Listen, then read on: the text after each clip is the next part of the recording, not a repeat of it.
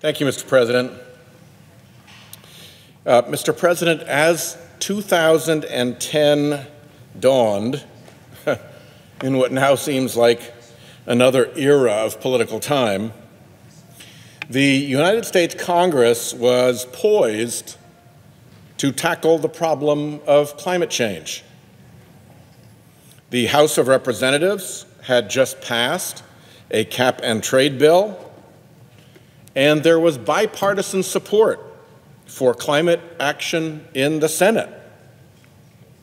Then, on January 21st, a date that ought to live in judicial infamy, 5 justices on the U.S. Supreme Court, all Republican appointees, delivered Citizens United versus Federal Election Commission and unleashed unlimited special interest money into America's political system. The fossil fuel industry was looking for a way to stop climate legislation. It got Citizens United. Fossil fuel interests asked those justices for, anticipated, and immediately seized on the political opportunity Citizens United provided them. Citizens United instantly changed the game in Congress for big political interests like the fossil fuel industry. Before that fateful day, Congress had held regular bipartisan hearings and even votes on legislation to limit the carbon emissions causing climate change. But Citizens United allowed the fossil fuel industry to strike at this bipartisan progress, and it struck hard.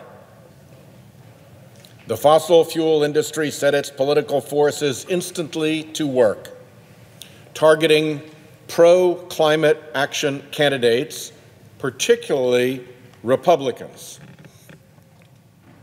Outside spending in 2010's congressional races increased 75%, 75% by more than $200 million over the previous midterms levels.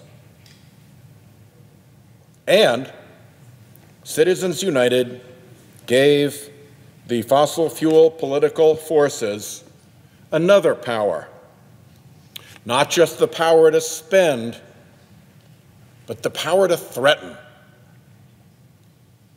As powerful a cudgel as actual election spending is to wield, it's also powerful to threaten to wield that cudgel. And threats are not only powerful, they're less expensive than actual spending. You get to keep the money. And the threats are likely to be secret. The sudden barrage of unlimited money, dark money, and political threat had its desired effect. The political hitmen of the fossil fuel industry stopped bipartisan climate action in its tracks. Pro-climate Republicans had a choice: either stop advocating for climate action or become a casualty.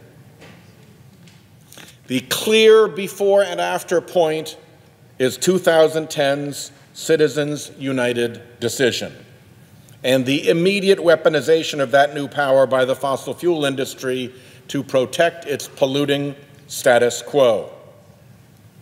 A status quo, by the way, which the International Monetary Fund estimates provides fossil fuel a subsidy of $700 billion with a B, $700 billion every year just in the United States. The Republican appointees who delivered the Citizens United decision claimed that there would be a regime of, quote, effective disclosure that would, as they said, provide shareholders and citizens with the information needed to hold corporations and elected officials accountable for their positions and supporters, end quote. Of course, this has not happened. Instead, we've witnessed billionaires and corporate interests spending unlimited secret money in elections. Outside groups have already spent $140 million in the 2018 election cycle, nearly half of which is from groups with no or only partial disclosure. The head of the Koch brothers' dark money group, Americans for Prosperity, announced that the Koch's political network plans to spend $400 million in the 2018 cycle, 60% more than it spent in 2016.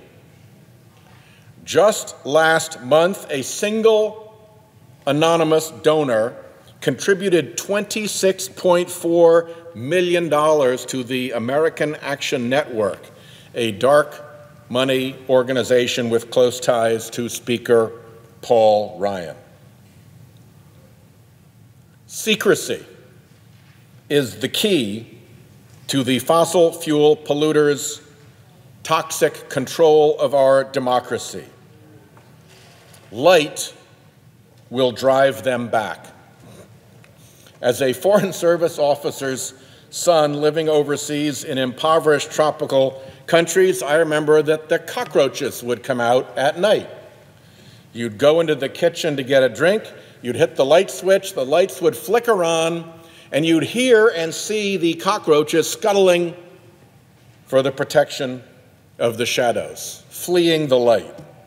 Well, we need a little bit of that light in our democracy.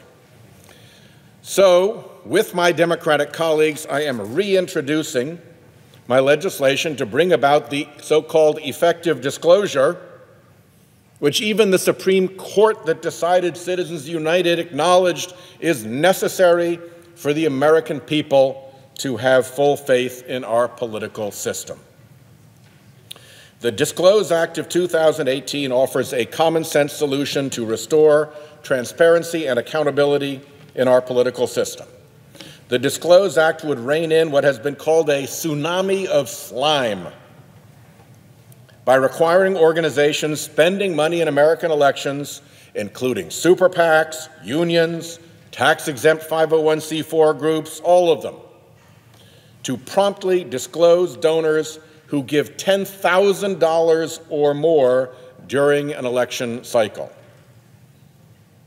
Big, sneaky donors will try to hide behind shell corporations that disguise who they are. So the bill includes robust transfer provisions to prevent dark money operatives from using complex webs of phony front groups to hide real donor identities.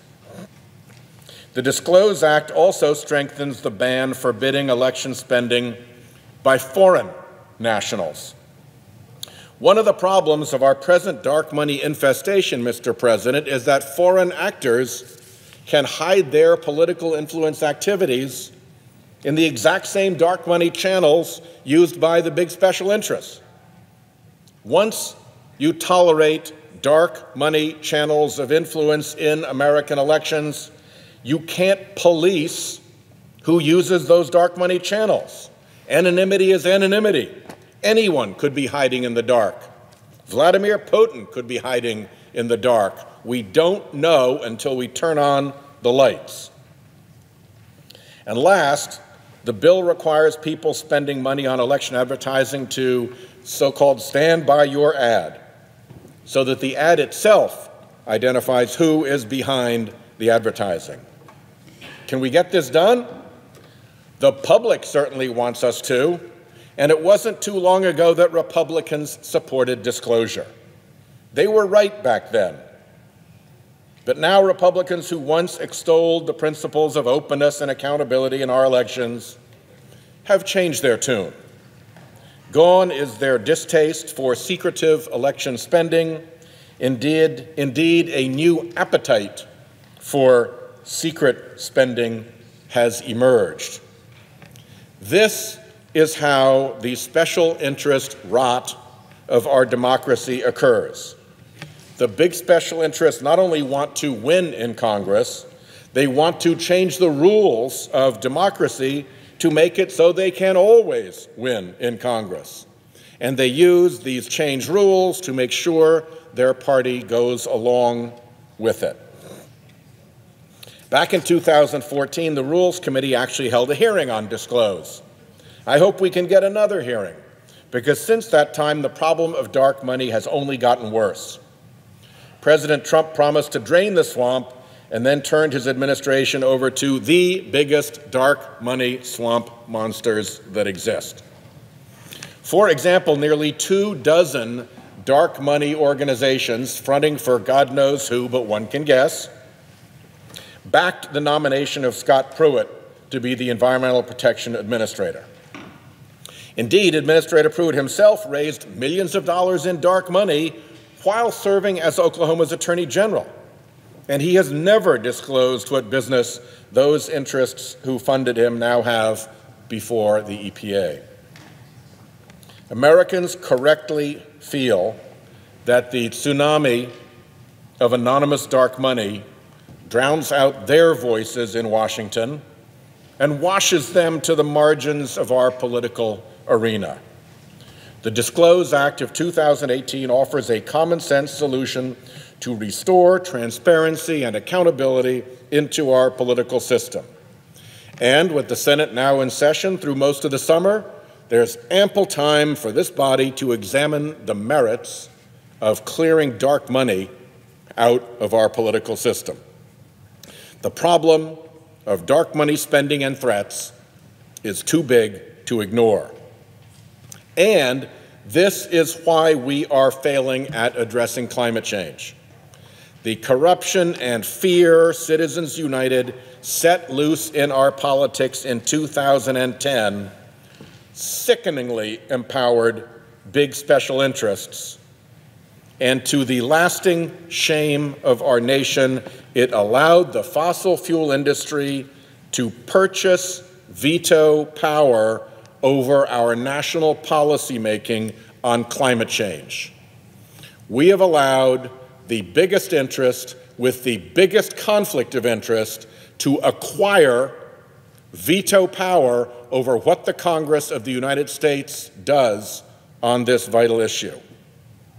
This has been a double evil.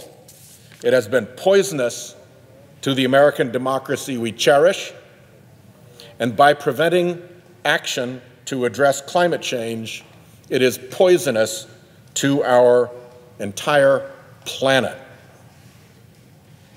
By introducing this legislation, we are giving our Republican colleagues a chance to show the American people where they stand.